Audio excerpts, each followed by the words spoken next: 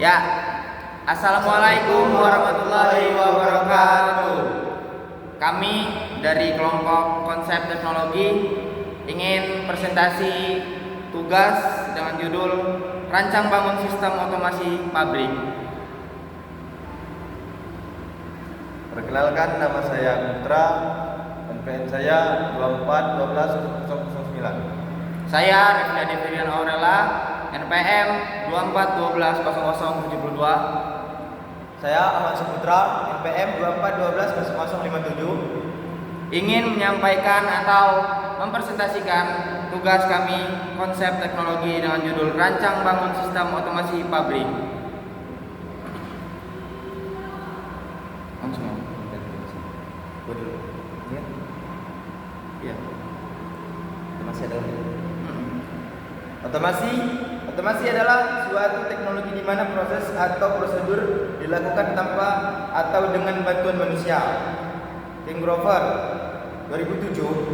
Otomasi merupakan teknologi yang mengaplikasikan mekanika, elektronika, dan sistem berdasarkan komputer untuk mengoperasikan dalam menjalankan operasi.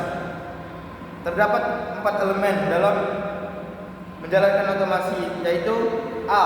Sumber tengah untuk menjalankan proses otomasi. Sumber tengah digunakan untuk menjalankan suatu sistem otomasi adalah listrik.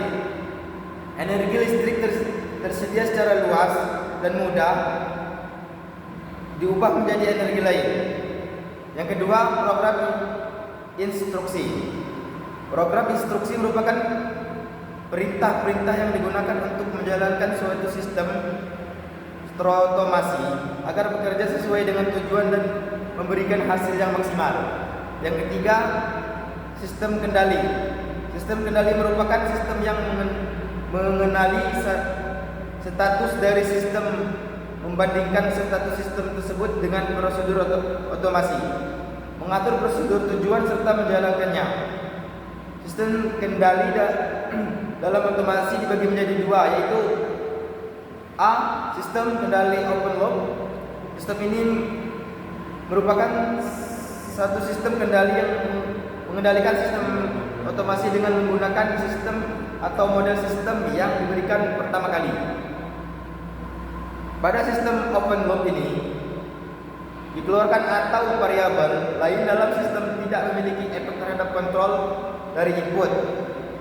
Perancangan operasional dalam sistem open loop seperti suatu pergerakan mesin yang diperintahkan untuk bergerak ke lokasi yang telah ditentukan terjadi tidaklah pasti sebagai unit kendali. Yang kedua, B. Sistem kendali closed loop. Sistem ini merupakan sistem yang memiliki umpan balik ke input sistem dari masing-masing output. Dalam sistem ini, tiap pergerakan dari mesin akan dibandingkan dengan parameter input sehingga tiap parameter yang digunakan akan mempengaruhi terhadap output dan scan otomatis akan merespon jika terjadi kesalahan. Yang ketiga, D. Proses dikendalikan. Misi utama dari sistem otomasi adalah untuk mengendalikan proses yang tidak atau sedikit menggunakan bantuan manusia. Proses dari sistem tersebut harus dijelaskan satu persatu untuk mendapatkan sistem otomasi yang baik dan lancar, sehingga mampu mengerjakan tujuan sesuai dengan yang diinginkan. Selanjutnya ada komponen utama sistem otomasi. Sistem otomasi industri merupakan teknologi yang memungkinkan pengendalian proses secara otomasi, mengurangi kebutuhan intervensi manusia. Beberapa komponen utama dalam sistem ini meliputi A. Sensor. Sensor memiliki fungsi untuk mengumpulkan data dari lingkungan fisik dan mengubahnya menjadi sinyal listrik atau digital yang dapat diproses oleh sistem otomasi.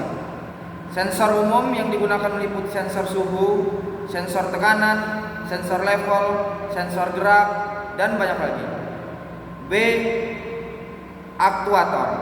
Aktuator adalah perangkat yang bertindak sebagai perantara antara sistem otomasi dan dunia fisik.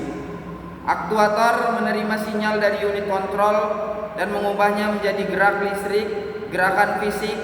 Contoh aktuator termasuk motor listrik, solenoid valve, silinder, pemantik, dan servomotor. C. Unit control. Unit control adalah otak dari sistem otomasi industri. Unit kontrol menerima masukan dari sensor, menganalisanya, dan menghasilkan output berdasarkan program yang telah ditentukan. Unit kontrol bisa berupa PLC yang dirancang suhu, komputer industri, atau sistem berbasis mikroskoper. Dan D. Interface operator. Interface operator adalah antar muka yang memungkinkan interaksi manusia dengan sistem otomasi industri. Ini bisa berupa panel kontrol, monitor sentuh, dan perangkat lunak yang digunakan untuk mengoperasikan dan memantau sistem otomasi. E. Komunikasi. Komunikasi merupakan elemen penting dalam otomasi industri yang memungkinkan pertukaran dan antara berbagai komponen sistem otomasi. Protokol komunikasi seperti Modbus, Profibus, atau Ethernet digunakan untuk mentransfer dan secara efisien dan aman antara sensor, aktuator, dan unit kontrol. Selanjutnya ada metodologi perancangan. Metodologi perancangan adalah prosedur, teknik-teknik, bantuan-bantuan, atau peralatan untuk merancang. Metode perancangan menggambarkan sejumlah aktivitas dengan jelas yang memungkinkan perancangan menggunakan dan mengombinasikan proses secara keseluruhan. Beberapa metode perancangan masih digunakan secara konvensional. Sebagai contoh, menggambar, metode perancangan yang sekarang telah menjadi perubahan di mana prosedur yang tidak lagi konvensional tetapi lebih dikelompokkan dan dikenal dengan metode perancangan Cross 2001. Tujuan metode perancangan adalah membawa prosedur rasional ke dalam proses perancangan. Secara kontrasnya, metode-metode ini lebih menghasilkan solusi perancangan jika dibandingkan dengan pemikiran informal, internal, maupun yang tidak masuk akal dari proses perancangan konvensional. Metode perancangan secara umum dapat dibagi menjadi dua kelompok, yaitu metode rasional dan metode kreatif. 1. Brainstorming. Brainstorming dapat didefinisikan dengan suatu cara untuk mendapatkan banyak ide dari sekelompok manusia dalam waktu yang sangat singkat. Tujuan metode ini adalah menstimulasi kelompok untuk menghasilkan sejumlah besar gagasan dengan cepat.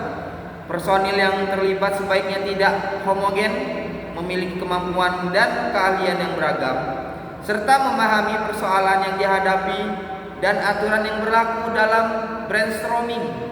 Berikut adalah aturan yang berlaku. Yang pertama ada kelompok tidak boleh bersifat hierarki dan terdiri dari 4-8 orang.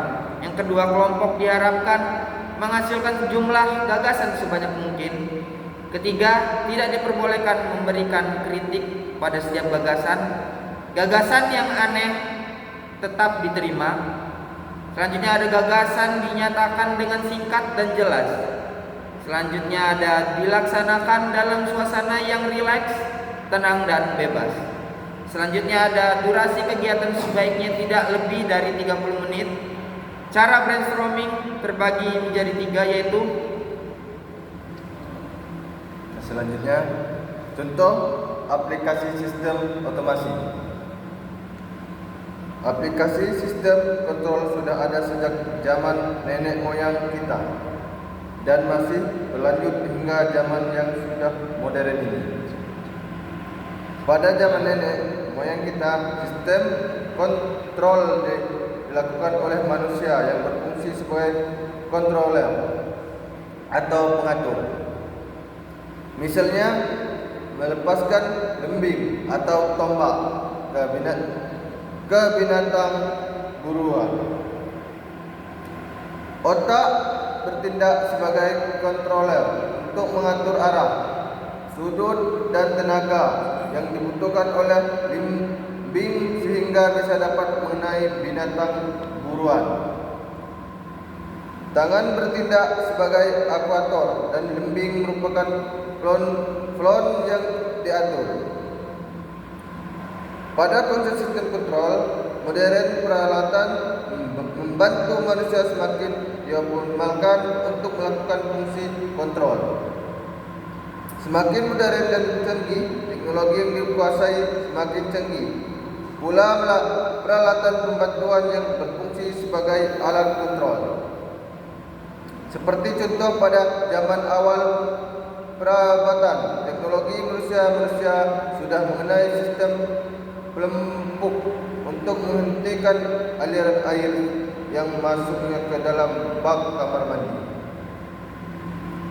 Dalam era modern ini, penggunaan komputer dan mikroprosesor semakin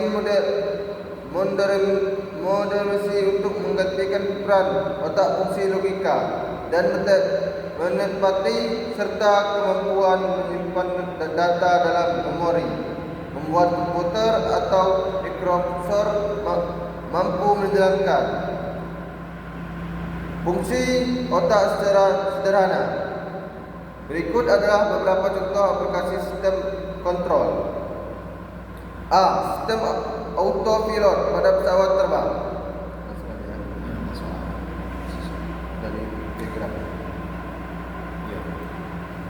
Dari diagram kotak pada gambar 2.5 dan posisi pesawat yang diinginkan merupakan masukan dari sistem autopilot.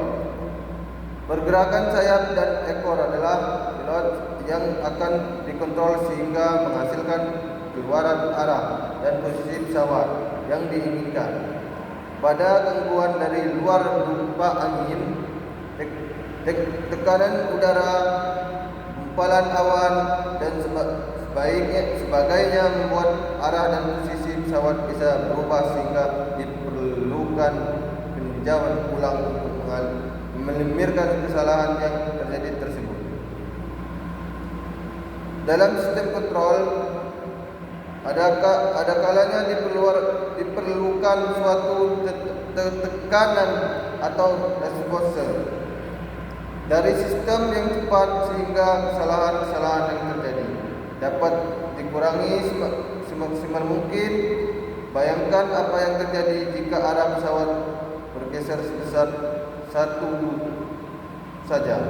Maka untuk jarak yang jauh sekali, misalnya untuk penerbangan Jakarta London, akan menghasilkan penggeseran daratan yang cukup signifikan. Untuk itu diperlukan controller atau komposer yang berfungsi mengatur atau memodifikasi sistem tersebut sehingga bisa menghasilkan tanggapan yang lebih cepat.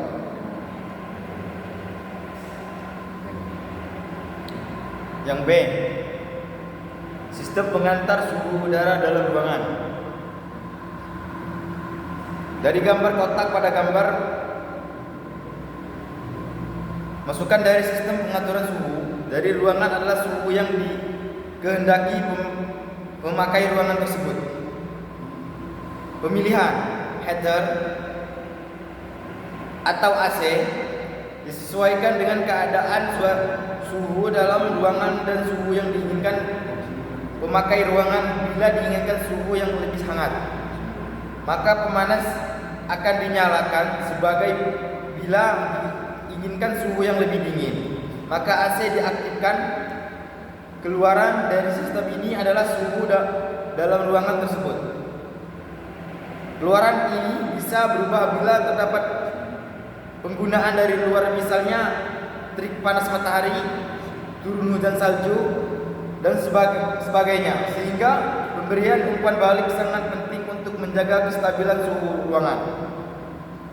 Pemberian controller bertujuan untuk mempercepat tanggapan sistem terhadap perubahan yang mungkin terjadi akibat adanya gangguan luar. Contoh lain sistem kontrol adalah sistem kontrol legend robot, arm manipulator. Yang kedua, sistem transmisi otomasi pada mobil. Contoh yang ketiga, sistem suspensi mobil. Contoh yang keempat, sistem kontrol suhu reaksi kimia dan sebagainya. Baik, itulah penjelasan dari kami.